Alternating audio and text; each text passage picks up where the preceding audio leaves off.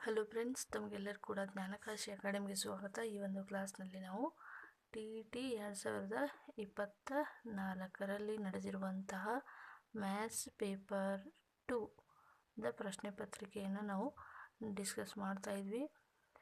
ಕೊನೆಯದಾಗಿ ಹಿಂದಿನ 3 ಪ್ರಶ್ನೆಗಳನ್ನು ಮೂರು ಪಾರ್ಟಲ್ಲಿ ನಾವು ಇದನ್ನು ಡಿಸ್ಕಸ್ ಮಾಡ್ತೀವಿ. ಇವಾಗ ಮುಂದುವರೆದ ಪ್ರಶ್ನೆಗಳನ್ನು ಡಿಸ್ಕಸ್ ಮಾಡೋಣ.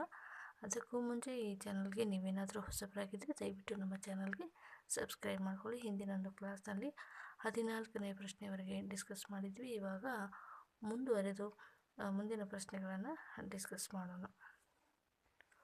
ನೆಕ್ಸ್ಟ್ 15ನೇ ಪ್ರಶ್ನೆ. ಒಂದು ಸಮಾಂತರ ಶ್ರೇಣಿಯ Pನೇ ಪದವು Qನೇ ಪದಗಳು ಕ್ರಮವಾಗಿ 1/Q ಆ್ಯಂಡ್ 1/P ಆದರೆ ಈ ಸಮಾಂತರ ಶ್ರೇಣಿಯ ಮೊದಲನೇ ಪದಕ್ಕೆ ಹೇಳ್ತಾ ಇದ್ದಾರೆ. ಆಪ್ಷನ್ಗಳು ಈ ರೀತಿಯಾಗಿದ್ದಾವೆ. ಆಪ್ಷನ್ 1, 2, 3, 4. ಇದನ್ನು ನಾವು ಯಾವ ರೀತಿಯಾಗಿ ಸಾಲ್ವ್ ಮಾಡೋದು ಅಂತ ನೋಡೋಣ. ಓಕೆ, ಪ್ರಶ್ನೆಯಲ್ಲಿ ಏನು ಕೊಟ್ಟಿದ್ದಾರಪ್ಪ ಅಂದರೆ ಸಮಾಂತರ ಶ್ರೇಣಿಯ ಪಿನೇ ಅಂದರೆ nth ಟರ್ಮ್ ಅಂತ ಏನು ಕರಿತೀವಿ, ಆವಾಗ ಪಿದ ಟರ್ಮ್ ಯಾವುದಾಗಿದೆ ಅಂದರೆ 1/Q ಆಗಿದೆ. ಅದೇ ರೀತಿಯಾಗಿ Qth ಟರ್ಮ್ ಏನಾಗಿದೆ ಅಂದರೆ 1/P ಆಗಿದೆ. ಹೀಗಿದ್ದರೆ ಈ ಒಂದು ಸಮಾಂತರ ಶ್ರೇಣಿಯನ್ನು ಕಂಡುಹಿಡಿಯಿರಿ ಅಂತ ಪ್ರಶ್ನೆ ಇದೆ. ಸಮಾಂತರ ಶ್ರೇಣಿಯಲ್ಲಿ ನಾವು ಮೊದಲನೇದಾಗಿ 2 ಟರ್ಮ್ಸ್ಗಳನ್ನು ಕೊಟ್ಟಾಗ ಮೊದಲಿಗೆ ನಾವು ಸಾಮಾನ್ಯ ವ್ಯತ್ಯಾಸವನ್ನು ಕಂಡುಹಿಡ್ಕೋಬೇಕು. ಸಾಮಾನ್ಯ ವ್ಯತ್ಯಾಸವನ್ನು ಕಂಡುಹಿಡಿಯಲು ನಾವು ಬಳಸುವಂತಹ ಸೂತ್ರ TQ - TP divided by P - Q. TP ಅಂದರೆ ಏನಿದೆ 1/Q. TQ ಅಂದರೆ ಇದನ್ನು ನಾವು ಎಕ್ಸ್ಚೇಂಜ್ ಮಾಡಿ ಬರೆದ್ರೂ ಕೂಡ ನಡೆಯುತ್ತೆ. ಹಾಗಾಗಿ 1/Q - 1/P divided by P - Q. ಇದನ್ನು P - Q ಇಂಟು ಬ್ರ್ಯಾಕೆಟ್, ಇದು P ಈ ಕಡೆ ಹೋಗುತ್ತೆ, ಇದು Q ಈ ಕಡೆ ಬರ್ತೈತೆ. ಹಾಗಾಗಿ P - Q divided by 2 ಲಸ P into Q divided by P - Q. ಈ ಟರ್ಮನ್ನು ನಾವು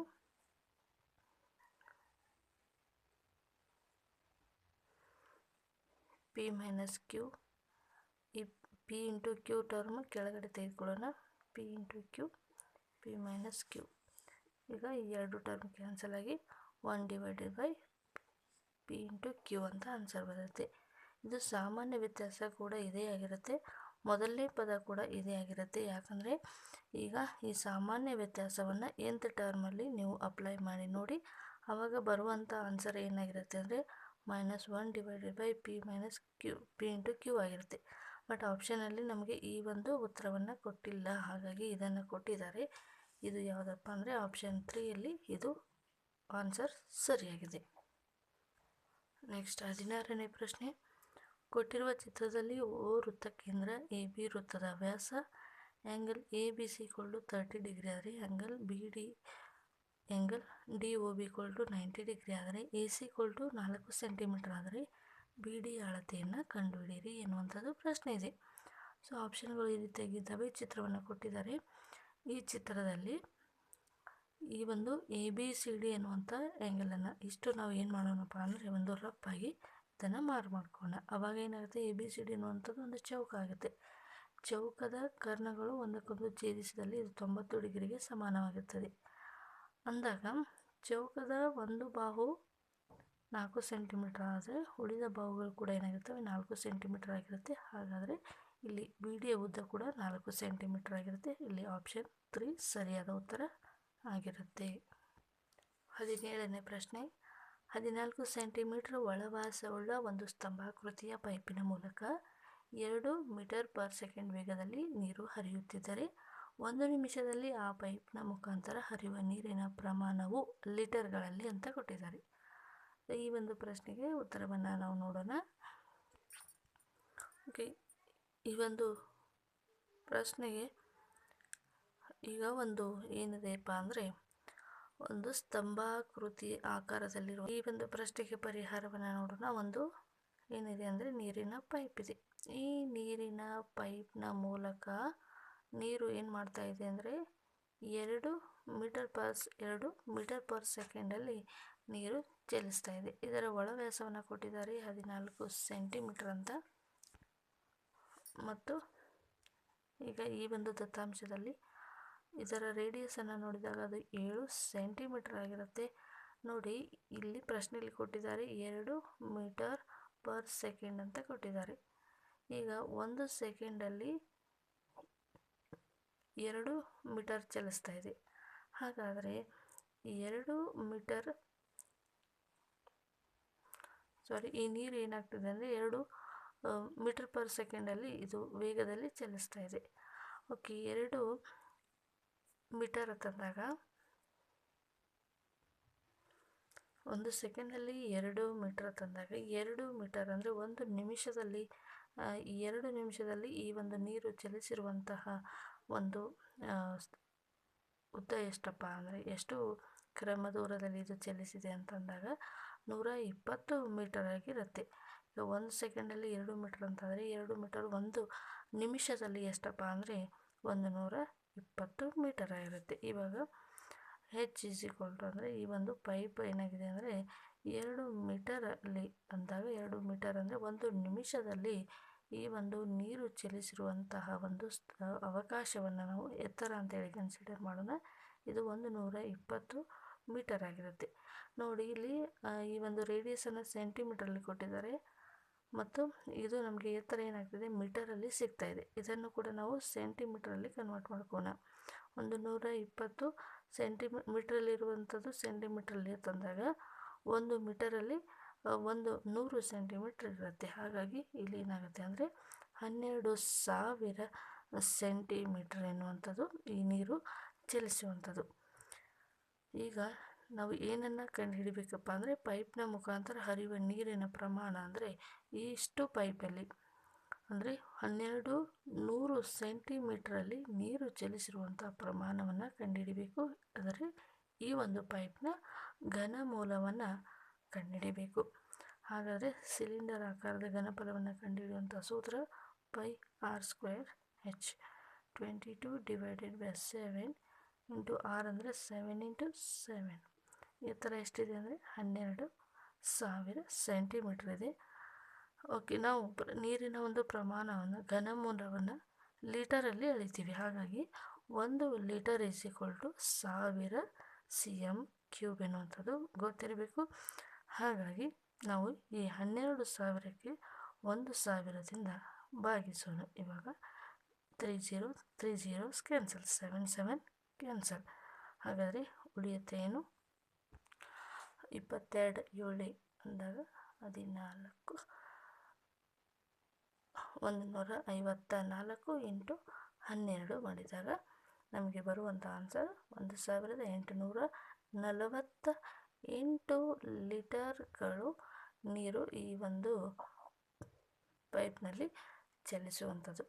ಸೊ ಲೀಟರ್ಗಳಲ್ಲಿ ತಂದಾಗ ಇದು ಏನಾಗ್ತಾಯಿದೆ ಅಂದರೆ ಹಾಗಾದರೆ ಇಲ್ಲಿ ಸರಿಯಾದ ಉತ್ತರ ಏನಪ್ಪ ಅಂದರೆ ಆಪ್ಷನ್ 2 1848 ಲೀಟರ್ಗಳು ಈ ಒಂದು ಪೈಪ್ನಲ್ಲಿ ಚಲಿಸುವಂಥ ನೀರಿನ ಪ್ರಮಾಣ.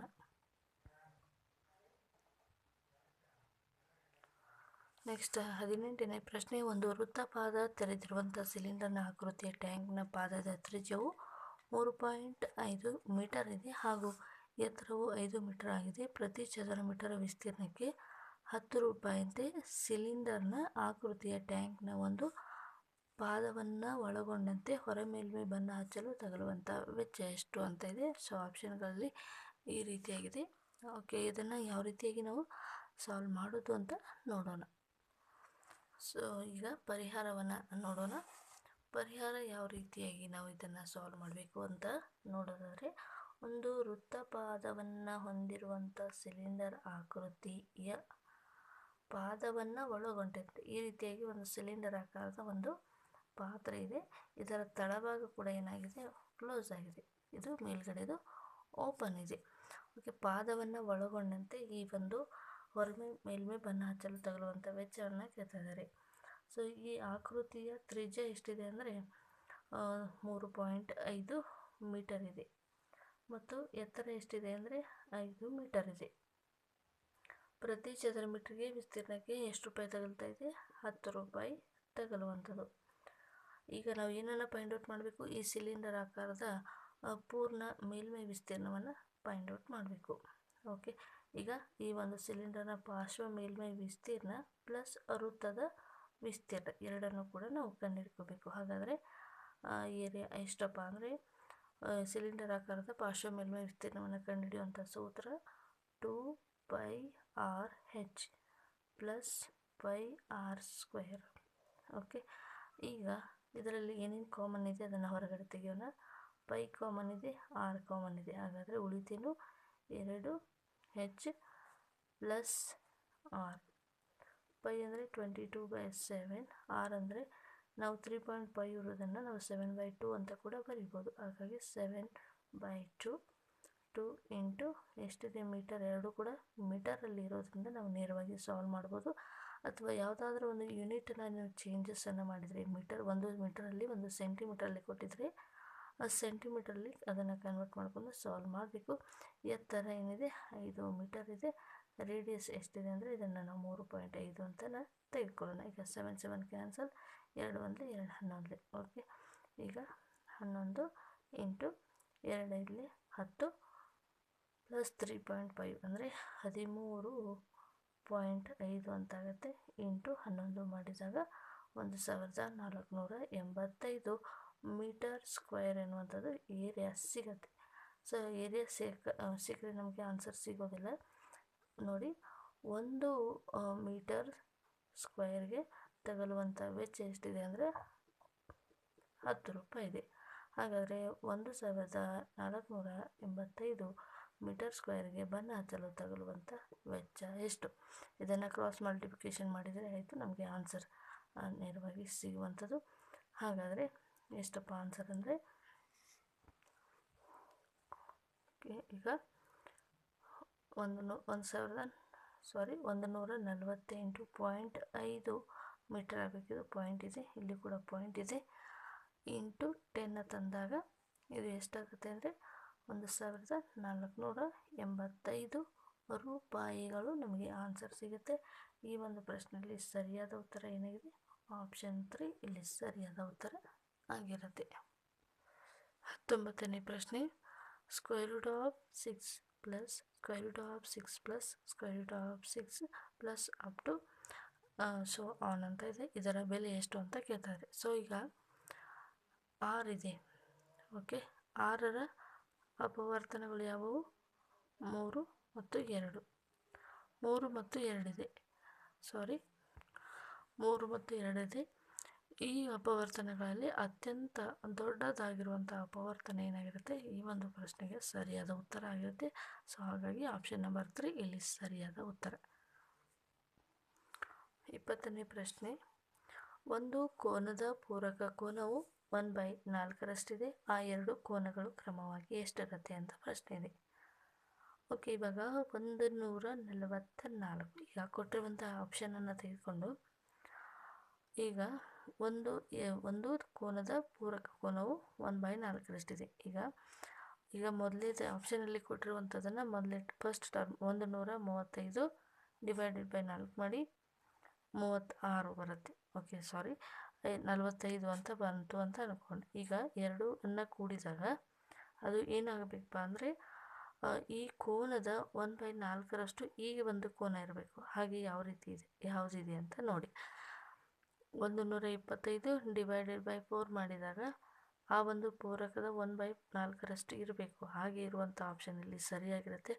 ಹಾಗಾಗಿ 144ಕ್ಕೆ 1/4 ಮಾಡಿದಾಗ 36 ಎನ್ನುವಂಥದ್ದು ಆನ್ಸರ್ ಬರ್ತಾಯಿದೆ. ಹಾಗಾದರೆ ಆಪ್ಷನ್ ನಂಬರ್ 4 ಇಲ್ಲಿ ಸರಿಯಾದ ಉತ್ತರ ಆಗಿರುತ್ತೆ. ಈ ರೀತಿಯಾಗಿ ನಾವು ಆಪ್ಷನ್ ಮೂಲಕ ಉತ್ತರವನ್ನು ಹುಡುಕ್ಬೋದು. 21ನೇ ಪ್ರಶ್ನೆ, ತ್ರಿಭುಜ PQR ಮತ್ತು ತ್ರಿಭುಜ SQSTಗಳು ಎರಡು ಸಮಬಾಹು ತ್ರಿಭುಜಗಳಾಗಿದ್ದು ಎಸ್ QR ಮಧ್ಯಬಿಂದು ಆಗಿದೆ. ಹಾಗಾದರೆ ತ್ರಿಭುಜ PQR ಮತ್ತು ತ್ರಿಭುಜ QSTಗಳ ವಿಸ್ತೀರ್ಣಗಳು ಅನುಪಾತ ಅಂತ ಕೇಳ್ತಾ ಇದ್ದಾರೆ. ಓಕೆ, ಇವಾಗ ಈ ಒಂದು ಚಿತ್ರವನ್ನು ನಾವೀಗ ಏನು ಮಾಡೋಣಪ್ಪ ಅಂದರೆ ಸ್ವಲ್ಪ ಎಕ್ಸ್ಟೆಂಡ್ ಮಾಡೋಣ. ಯಾವ ರೀತಿಯಾಗಿ ಎಕ್ಸ್ಟೆಂಡ್ ಮಾಡೋದಪ್ಪ ಅಂದರೆ ಈ ಸಮಬಾಹು ತ್ರಿಭುಜಗಳು PQR ಸಮಬಾಹು, QSTಗಳು ಎರಡು ಸಮಬಾಹು ತ್ರಿಭುಜಗಳಾಗಿದ್ದಲ್ಲಿ ಎಸ್ ಏನು ಮಾಡ್ತಾ ಇದೆ, ಕ್ಯೂ ಆರ್ನ ಮಧ್ಯಬಿಂದು ಆಗಿದೆ. ಹಾಗಾದರೆ ಈ ಮಧ್ಯಬಿಂದು ಅಂತಂದಾಗ ಈ ಮಧ್ಯಬಿಂದುವಿನ ಮೂಲಕ ಇನ್ನೊಂದು ತ್ರಿಭುಜ ಕೂಡ ನಮಗೆ ಇಲ್ಲಿ ಅವೈಲೇಬಲ್ ಆಗುತ್ತೆ. ಈ ಒಂದು ತ್ರಿಭುಜ ಏನಿದೆ ಅಂದರೆ ಈ ಒಂದು ತ್ರಿಭುಜ, ಈಗ ತ್ರಿಭುಜ ಪಿ ಕ್ಯೂ ಆರ್, ತ್ರಿಭುಜ ಪಿ ಕ್ಯೂ ಆರ್, ತ್ರಿಭುಜ ಕ್ಯೂ ಎಸ್ ಟಿ ಡಿಗಳ ವಿಸ್ತೀರ್ಣ ಅನುಪಾತವನ್ನು ಕೇಳ್ತಾ ಇದ್ದಾರೆ. ಈ ಒಂದು ತ್ರಿಭುಜದ ಅನುಪಾತ ಏನಪ್ಪ ಅಂದರೆ ಇಲ್ಲಿ ನೋಡಿ, ಇವೆಲ್ಲವೂ ಕೂಡ ಸಮಬಾಹು ತ್ರಿಭುಜಗಳು. ಇದು ಒಂದು ತ್ರಿಭುಜ ಆದರೆ ಇದರಲ್ಲಿ ಎಷ್ಟು ತ್ರಿಭುಜಗಳಿದ್ದಾವೆ, 1 2 3 4. ಹಾಗಾದರೆ ತ್ರಿಭುಜ ಪಿ ಕ್ಯೂ ಆರ್ನ ಒಂದು ಭಾಗ ಏನಿದೆ ಅಂದರೆ ತ್ರಿಭುಜ ಕ್ಯೂ ಎಸ್ ಟಿ ಇದೆ. ಹಾಗಾಗಿ ಈ ಎರಡು ತ್ರಿಭುಜಗಳ ಅನುಪಾತ ಎಷ್ಟಿದೆ ಅಂದರೆ 4:1 ಆಗಿರುತ್ತೆ. ನೆಕ್ಸ್ಟ್ 22ನೇ ಪ್ರಶ್ನೆ, ಸಮಾಂತರ ಚತುರ್ಭುಜ ಪಿ ಕ್ಯೂ ಆರ್ ಎಸ್ನಲ್ಲಿ ಆ್ಯಂಗಲ್ ಪಿ ನ ಕೋನಾರ್ಧಕ ರೇಖೆಯು ಆರ್ ಕ್ಯೂ ಅನ್ನು ಓ ಬಿಂದುವಿನಲ್ಲಿ ಅರ್ಧಿಸುತ್ತಿದೆ. ಹಾಗಾದರೆ ಈ ಕೆಳಗಿನವುಗಳಲ್ಲಿ ಯಾವುದು ಸರಿಯಾದ ಸಂಬಂಧ ಯಾವುದು ಅಂತ ಕೇಳ್ತಿದ್ದಾರೆ. ನೋಡಿ, ಈಗ ಸಮಾಂತರ ಚತುರ್ಭುಜ ಪಿ ಕ್ಯೂ ಆರ್ನಲ್ಲಿ ಆ್ಯಂಗಲ್ ಪಿ ಕೋನಾರ್ಧಕ ರೇಖೆಯು ಆರ್ ಕ್ಯೂ ಅನ್ನು ಓ ಬಿಂದುವಿನಲ್ಲಿ ಅರ್ಧಿಸ್ತಾ ಇದೆ. ಅಂದರೆ ಈ ಓ ಬಿಂದು ಏನು ಮಾಡ್ತಿದೆ ಅಂದರೆ ಆರ್ ಕ್ಯೂ ಅನ್ನು ಸಮನಾಗಿ ಅರ್ಧಿಸ್ತಾ ಇದೆ. ಹಾಗಾಗಿ ಓ ಕ್ಯೂಗೆ ಸಮನಾಗಿ ಓ ಆರ್ ಇರುತ್ತೆ ಅಂತ ನಮಗೆ ಕೊಟ್ಟಿರುವಂಥ ದತ್ತಾಂಶ.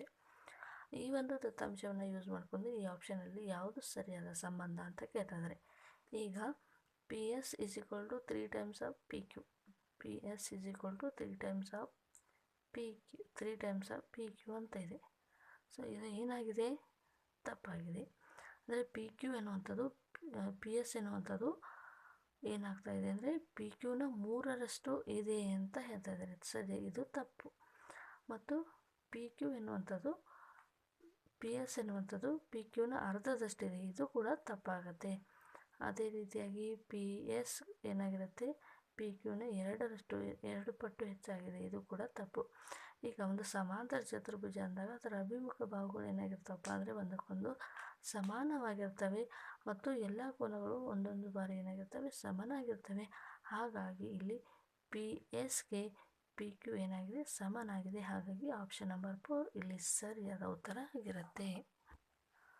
ನೆಕ್ಸ್ಟ್ 23ನೇ ಪ್ರಶ್ನೆ, 5, -10, 7, 8, -6, -1 ಮತ್ತು 0, 2 ಈ ಸಂಖ್ಯೆಗಳಿಂದ ಒಂದು ಸಂಖ್ಯೆ y ಅನ್ನು ಯಾದೃಚ್ಛಿಕವಾಗಿ ಆಯ್ಕೆ ಮಾಡಲಾಗಿದೆ. y is less than or equals to 2 ಆಗಿರುವಂಥ ಸಂಭಾವ್ಯತೆ ಎಷ್ಟು? ನೋಡಿ, ಇಲ್ಲಿ ಎಷ್ಟು ಸಂಖ್ಯೆಗಳಿದ್ದಾವೆ ಮೊದಲಿಗೆ ಕೌಂಟ್ ಮಾಡ್ಕೊಳ್ಳಿ. 1 2 3 4 5 6 7 8 ಇದ್ದಾವೆ. 8 ಸಂಖ್ಯೆಗಳನ್ನು ಎಲ್ಲಿ ಬರೀಬೇಕು, ನಾವು ಛೇದದಲ್ಲಿ ಬರ್ಕೋಬೇಕು. ಹಾಗಾದರೆ ನೆಕ್ಸ್ಟ್ y ಎನ್ನುವಂಥ ಬೆಲೆಯನ್ನು ನಾವು ಏನು ಮಾಡಬೇಕಪ್ಪ ಅಂದರೆ yಗಿಂತಲೂ ಏನಾಗಿರಬೇಕು, ಚಿಕ್ಕದಾಗಿರಬೇಕು ಅಥವಾ yಗೆ ಸಮನಾಗಿರಬೇಕು ಅಂಥ ಸಂಖ್ಯೆಗಳು ಎಷ್ಟಿದ್ದಾವೆ ಅಂತ ಕೇಳ್ತಿದ್ರೆ. ಸೊ 2 ಸಮನಾಗಿದೆ, 0 ಏನಾಗಿದೆ 2ಕ್ಕಿಂತ ಚಿಕ್ಕದಾಗಿದೆ, -1 ಕೂಡ ಚಿಕ್ಕದಾಗಿದೆ, -6 ಚಿಕ್ಕದಾಗಿದೆ, -10 ಕೂಡ ಇಲ್ಲಿ ಏನಾಗಿದೆ, ಚಿಕ್ಕದಾಗಿದೆ. ಹಾಗಾಗಿ 2ಕ್ಕೆ ಸಮನಾಗಿ ಅಥವಾ ಅದಕ್ಕಿಂತ ಚಿಕ್ಕದಾದ ಸಂಖ್ಯೆಗಳು ಎಷ್ಟಿದ್ದಾವೆ, 1 2 3 4 5. ಹಾಗಾಗಿ 5/8 ಎನ್ನುವಂಥದ್ದು ಸರಿಯಾದ ಉತ್ತರ. ಆಪ್ಷನ್ ನಂಬರ್ 2 ಇಲ್ಲಿ ಸರಿಯಾದ ಉತ್ತರ ಆಗಿರುತ್ತೆ. ಓಕೆ ಫ್ರೆಂಡ್ಸ್, TET 2024 ಗಣಿತ ವಿಷಯಕ್ಕೆ ಸಂಬಂಧಿಸಿದ ಪ್ರಶ್ನೆ ಪತ್ರಿಕೆಗಳು ಈ ರೀತಿಯಾಗಿದ್ದವು. ಪೇಪರ್ 1 ಕೂಡ ನಮ್ಮ ಚಾನಲಲ್ಲಿ ಅವೈಲೇಬಲ್ ಇದೆ. ಬೇಕಾಗಿರುವಂಥವ್ರು ಯಾರಿಗೆಲ್ಲ ಅವಶ್ಯಕತೆ ಇದೆ ದಯವಿಟ್ಟು ಹೋಗಿ ನಮ್ಮ ಚಾನಲ್ಗೆ ವಿಸಿಟ್ ಆಗಿ. ಮತ್ತು ಇನ್ನುಳಿದ TET ಕ್ವಶನ್ ಪೇಪರ್ಗಳು ಕೂಡ ನಮ್ಮ ಚಾನಲಲ್ಲಿ ಅವೈಲೇಬಲ್ ಇದೆ. ನೀವು ಪ್ಲೇಲಿಸ್ಟ್ಗೆ ಹೋಗಿ ಅದನ್ನು ಚೆಕ್ ಮಾಡ್ಬೋದು. ಅದೇ ರೀತಿಯಾಗಿ GPSR ಮತ್ತು HSTR ಎಕ್ಸಾಮಿನೇಷನ್ ಕ್ವಶನ್ ಪೇಪರ್ಗಳು ಮತ್ತು ಈ 3 ಎಕ್ಸಾಮ್ಗಳಿಗೆ ಬೇಕಾಗಿರುವಂಥ ಎಲ್ಲ ಮ್ಯಾಥ್ಸ್ ಮಟೀರಿಯಲ್ಗಳು 10th 9th ಮತ್ತು 8th ಬೇಸಿಕ್ಕಾಗಿ ಇವುಗಳ ಮೇಲೆ ಹೆಚ್ಚು ಪ್ರಶ್ನೆಗಳು ಬರೋದ್ರಿಂದ ಎಲ್ಲ ಚಾಪ್ಟರ್ ಕೂಡ ಕವರ್ ಆಗಿದೆ. ದಯವಿಟ್ಟು ಹೋಗಿ ನಮ್ಮ ಚಾನಲ್ಗೆ ವಿಸಿಟ್ ಆಗಿ. ಓಕೆ, ಇಲ್ಲಿವರೆಗೂ ಇನ್ನೂ ಕೂಡ ನಮ್ಮ ಚಾನಲ್ಗೆ ಯಾರೆಲ್ಲ ಸಬ್ಸ್ಕ್ರೈಬ್ ಆಗಿಲ್ಲ ಈಗಲೇ ಸಬ್ಸ್ಕ್ರೈಬ್ ಮಾಡ್ಕೊಳ್ಳಿ. Thank you so much.